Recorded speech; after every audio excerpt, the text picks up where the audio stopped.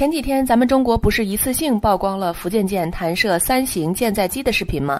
好家伙，一时激起千层浪，说什么的都有。有说中国电磁弹射技术一步超车，直接跳过蒸汽弹射阶段太冒险，可靠性还得打个问号。也有说中国这是秀肌肉式的战略威慑，故意选在敏感节点释放信号，即在震慑周边势力。更有小黑子跳出来说，舰载机弹射时连个烟都没有，肯定是 CG 做的动画。好，小编就想问一句，承认中国变强真的这么难吗？你的心真的是玻璃做的？大家好，欢迎来到星球热点，国家大事从不缺席，舆论场中抽丝剥茧，聚焦独家中国资讯。点赞、订阅加小铃铛，带你用不一样的视角读懂中国故事。这几天关于福建舰的热度虽然下来了一点，可各种有意思的讨论甚至离谱的说法却冒出来了不少。小编先带大家看几个国外官方媒体的反应，比如日本共同社就专门报道了这事儿，明确提到了中国最先进的福建舰用电磁弹射完成了3种舰载机的起降训练，清单里还清清楚楚列着歼15战斗机和空警600预警机，这种客观报道也从侧面印证了福建舰弹射试验的含金量。但你说气不气？国内的平台上居然出现了一些让人哭笑不得的离谱言论。参考某大 V 发布的内容，有位博主笃定地说，他问过 AI 了，美国福特号早就部署了 F-35C， 怎么可能没弹射过？还甩了段视频当实锤。小编就好奇了，美国海军自己都承认了，福特号目前还不具备搭载 F-35C 的能力。更有意思的是，还有网友半开玩笑半认真地问，你怎么确定电磁弹射是真的？这电磁弹射又没烟又没声音，万一飞机是靠自己动力飞起来的呢？明明自己对军事一窍不通，为什么还这么喜欢杠呢？小编就问一句，要是真的直接飞走的话，那不是更厉害吗？如果20-30吨重的东西在100来米的距离不靠弹射器就能起飞，那小编觉得美国该考虑马上投降了。中国的发动机都做到这个程度了，美国还玩个鸡毛啊？玩笑归玩笑，正经科普还是要有的。很多人不知道，航母刚诞生那会儿，弹射器根本不算核心装备。早年的螺旋桨飞机低速性能好，只要一点点相对速度就能起飞。只有少数重型舰载机或是没装飞行甲板的战列舰、巡洋舰才需要靠弹射器帮忙。可随着喷气式飞机登场，情况彻底变了。喷气式战机更看重高速性能，气动特征和螺旋桨飞机天差地别。要想产生足够升力稳定飞行，必须加速到很高的速度，这就需要更长的跑道。可航母的甲板长度就那么点儿，哪怕是现代航母，可供起降的距离也就几十米，跟陆地机场差远了。以现在的技术，想让喷气战机靠自己在航母上直接起降，根本不现实。也正因如此，4种航母舰载机搭载技术应运而生：火箭助推、甲板弹射器、滑跃甲板，还有短距垂直起降技术。这4种里，火箭助推是第一个被淘汰的。虽说它能缩短起飞距离，但会增加飞机重量，拖累飞行性能。就算用一次性火箭，在甲板上摆弄火箭也太危险了，容易引发火灾。到冷战中期就基本没人用了。滑跃甲板是英国2战末期搞出来的技术，思路很简单，让甲板末端上翘，相当于延长了甲板长度，帮舰载机顺利起飞。这种设计成本低，效果也不错，直到现在还有很多航母在用。但它的短板也很明显，跟弹射器比，效率和性能差太多。舰载机很难满油满弹起飞，只能解决有没有的问题，没法满足高强度作战需求。短距和垂直起降技术是另一条路，靠矢量推力发动机，飞机能在极短距离甚至垂直空间里起降，可代价也不小，技术复杂，成本高，而且有效载荷低得可怜。后来英国等国把滑跃甲板和短距垂直起降技术结合，才算勉强提升了舰载机的作战能力。这么比下来，虽然甲板弹射器成本高，结构复杂，但几十年实践证明它是性能最强的方案。2战时的弹射器多是液压或火药动力，性能一般。进入喷气时代，飞机越来越重，推力越来越大，蒸汽弹射器就成了主流。美国、英国、法国的很多航母，尤其是美国的大型航母，都用了蒸汽弹射器。可蒸汽弹射器的缺点也很突出，要产生足够牵引力，得靠大量淡水、储气结构和活塞，体积大，结构复杂，而且很难精准控制弹射力度。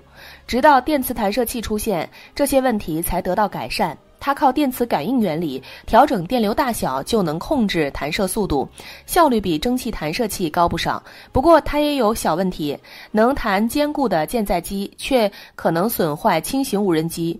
即便如此，进入21世纪后，电磁弹射器还是成了航母的未来方向。其实弹射器的原理说简单也简单，有点像古代的抛石机。弹射器储存大量能量，把飞机挂在滑块上，瞬间释放能量，就能把飞机高速弹出去。但实际操作比这复杂多了，光靠弹射器的能量根本不够，飞机自身也需要开足马力，两者配合才能顺利起飞。这一点跟滑跃起飞有点像，咱们看歼15滑跃起飞的视频，会发现甲板上有轮挡挡住起落架，让飞机在发动机高转速下保持静止，起飞时轮挡收起，飞机才能冲出去。但弹射起飞更复杂，得确保弹射器拉力和飞机推力同时释放，这就需要一个特殊装置——限位杆。限位杆也叫拉断杆，一头连航母甲板，一头连舰载机起落架，起固定作用。弹射前，弹射器滑块往前拉飞机，限位杆往后拽。同时飞机开足发动机，等两者的合力超过限位杆的承受极限，限位杆就会脱落，滑块带着飞机往前冲，最终把飞机推出甲板。所以说，要是舰载机自己能在航母上起飞，那还费劲搞弹射器干嘛？真要是有推力大到能直接从航母甲板起飞的舰载机，那恐怕已经不是地球科技了，得靠外星人帮忙了。总有人会打着福建舰弹射成功，美国怎么看，日本怎么看的标题招摇撞骗，博人眼球的。小编看到这类标题的时候，总想上去怼一句：怎么看？用眼睛看啊？难道用脚看？你问美国怎么看，日本怎么看的？我们关心的是这个吗？我们更关心的不应该是他们接下来对中国的态度吗？比如美国，鉴于福建舰的作战半径已能覆盖关岛，美军正催促盟友在第2岛链增设弹药补给点。比如日本，将福建舰的部署潜力直接与琉球群岛安全挂钩，认为电磁弹射能力让中国航母的作战圈可直抵第1岛链外侧。为此，日本防卫省临时追加预算，专门用于琉球群岛的卫星通信链路加密。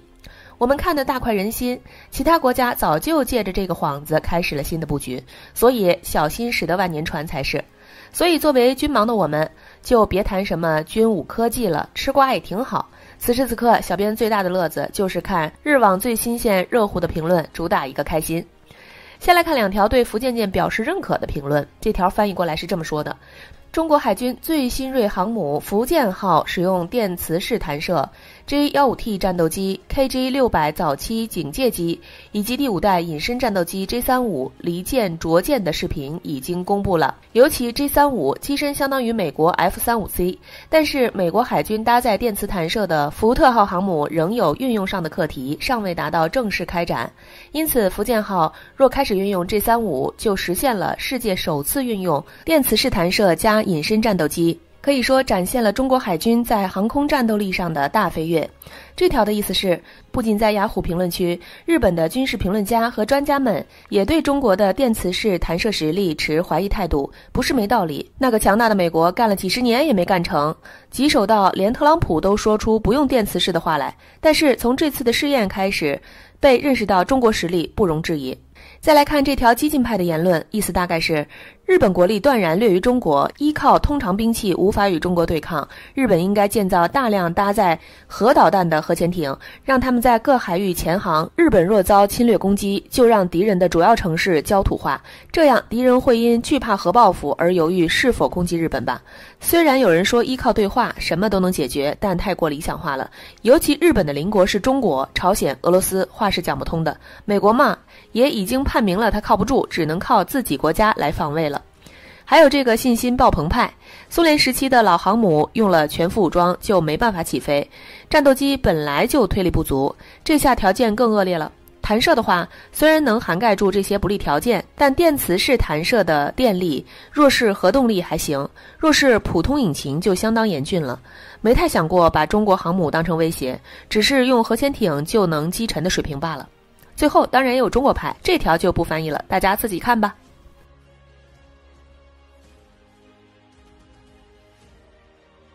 好了，今天的内容到这里就结束了。如果你喜欢小编的影片，还请大家多多点赞转发，让更多的人一起见证中国进步。